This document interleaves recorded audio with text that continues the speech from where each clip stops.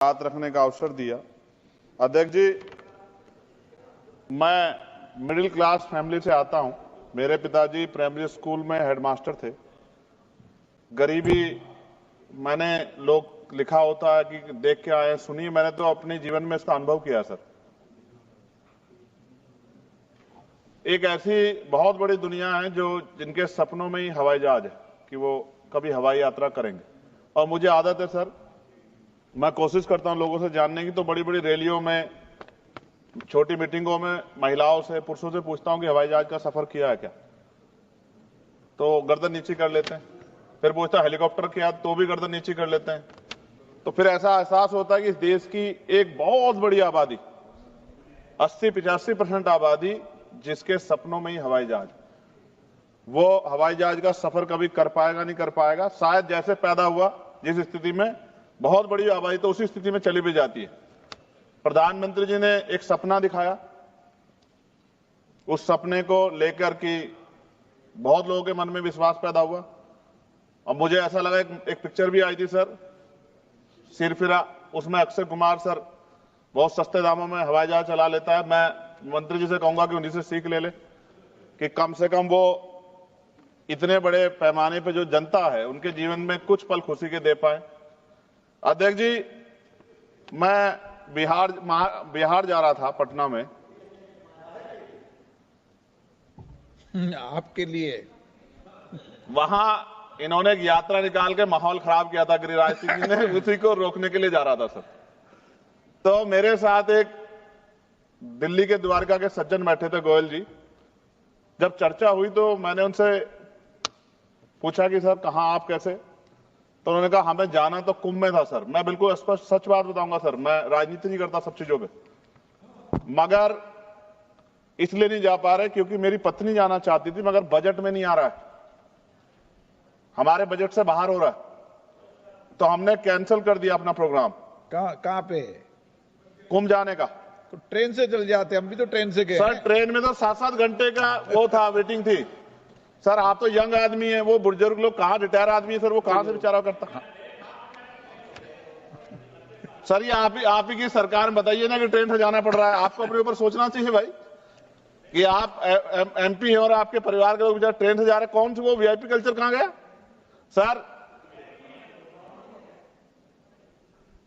वो सब परेशान थे, तो मैंने आके यहां आवाज उठाई, मंत्री जी को पकड़ा। मंत्री जी खड़े बैठे यहां कि भैया आप तो यंग आदमी हो, तो रोको इसको, इससे गलत हो रहा है। और मैं धन्यवाद दूंगा कि इन्होंने तत्काल अगले ही दिन मैंने खबर पढ़ी कि हवाई किराए में जो कुंभ जा रहे थे प्रयागराज, उसमें 30-40% की कटौती की गई। यानी कि जो 50-60 हजार रुपए हो रहा था उसको कम करके 25-30 हजार रुपए तक किया गया। ये तब हुआ, ये गवाह बैठे हैं मंत्री जी इस बात के। ये क्या कह रहे हैं? ये गंभीर बात पूछ लो सर, आप पूछ लो, कम करा सकते हो, पूछ लो।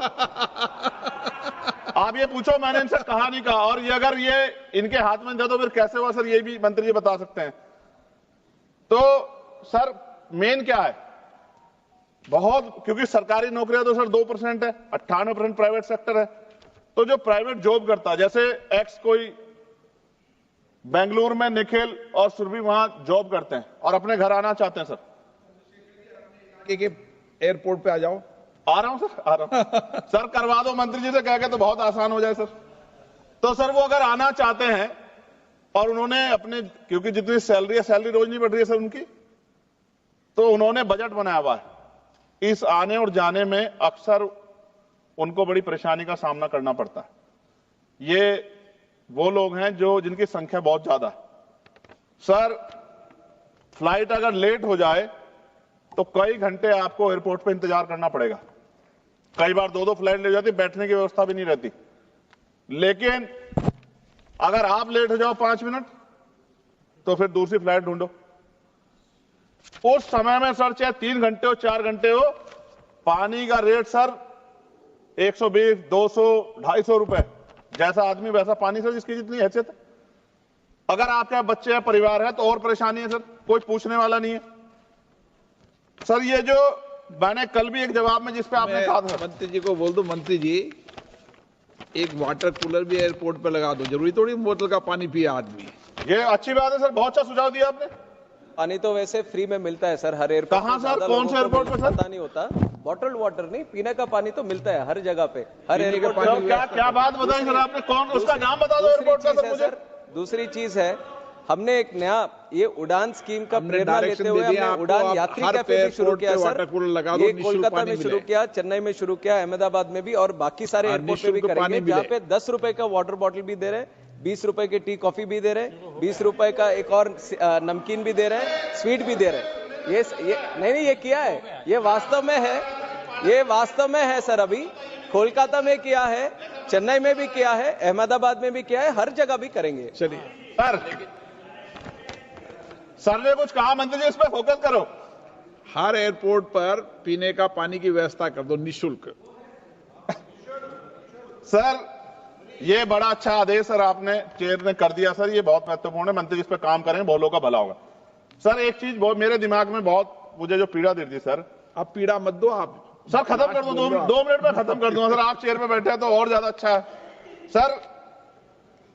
जैसे हमने बोलना है, इसमें लिखा गया, दिया गया था कि अगर समय से पहले कराते हैं तो टिकट सस्ते होते हैं, और समय के साथ करा देते हैं तो टिकट महंगे होते हैं। ये अच्छी बात है सर। कुछ ही घंटों में ना तो सीट की संख्या बढ़ती, ना स्टाफ पे कोई प्रेशर आता, ना ही कोई ज्यादा माल आता, लेकिन रेट बहुत बढ़ जाते हैं। सर सवाल मेरा ये है मंत्री जी से, अगर जिन लोगों ने कुछ लंबे समय पहले टिकट खरीदा सस्ता, तो उनको बीमा में कुछ कम पैसा मिलता है क्या? या जिन्होंने महंगा टिकट खरीदा उनको अगर कोई दुर्घटना हो जाए सर, कुदरत ना करे हो, तो क्या ज्यादा पैसा मिलेगा क्या? ये जो पैसा तो बढ़ता है, लेकिन क्या इससे उसकी वैल्यू भी बढ़ती है क्या sir? Lower cap, upper cap. Sir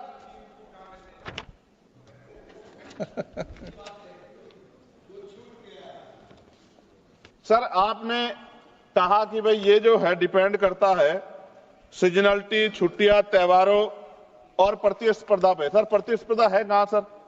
हमने तो जो कुछ था उसका निजीकरण बेच के सब जीरो कर दिया सर। कुछ नॉमिनल शेयर अपने पास रखे। प्रतिस्पर्धा तब होगी जब गवर्नमेंट के 10-12 एयरलाइंस होगी अपनी। जब गवर्नमेंट की अपनी एयरलाइंस होगी तभी तो प्रतिस्पर्धा होगी। जब गवर्नमेंट की एयरलाइंस होगी तो कहां की प्रतिस्पर्धा? फिर तो वो मन चाहे डाका डालने चाहे लोगों की जेब पे।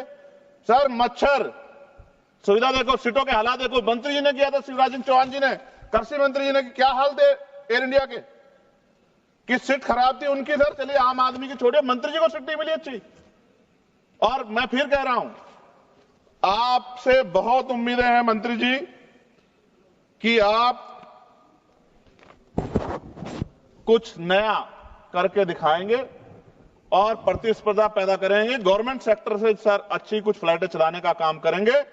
और मैंने आपसे मांग की है कि मेरे लोकसभा क्षेत्र नगीना में, वहां से मुंबई को से भी व्यापार होता है, दिल्ली से भी होता है, अरब कंट्री से भी होता है, लोग करते हैं सर। मेरी मांग है कि मेरे लोकसभा क्षेत्र नगीना में एक एयरपोर्ट आप बनाएं सर। वो एयरपोर्ट बनेगा तो मैं कहूंगा कि मंत्री जी ने बहुत अच्छा काम किया। नहीं बनेगा अध्यक्ष जी तो फिर मैं क्या कहूंगा कि एयरपोर्ट वहीं बनेगा जहां मंत्री चाहेंगे। और मंत्री जी किन की बात मानेंगे? आप मांग करते रहना सालों तक। मैं सालों साल इसलिए मांग करता रहूंगा अध्यक्ष जी कि जो लोग मुझे सुनते हैं उनको ये पता लगे कि सरकार सुनती शांति नहीं। सरकार मांग तो आदमी कर देता है, लेकिन सरकार ध्यान उनका रखती है जो उनके चहीते होते हैं। सरकार सबका ध्यान नहीं रखती। ये बात मेरे लोगों को पता लग जाए। Thank you sir. एक आखिरी में खत्म कर 30 सेकंड में सर। इसमें जो जॉब्स है सर, अब ये गाइडलाइन है सर सुप्रीम कोर्ट की और डीओपीटी की भी, 45 दिन से ज्यादा पे पक्की नौकरी। सर ये कहां है पक्की नौकरी? ये पक्की नौकरी में, क्योंकि पक्की नौकरी देते हुए SC ST OBC को रिजर्वेशन देना पड़ता है सर, तो इसलिए हजारों लोग जॉब कर रहे हैं सर एयरपोर्ट पे। आप डाटा सर, आप तो गार्जियन है हमारे, डाटा देखो सर। मगर SC ST OBC के लोगों को कहां उनमें रिजर्वेशन का लाभ मिल रहा है? ये तो एक तरह से उनके अधिकारों पर डाका डालना हुआ ना सर।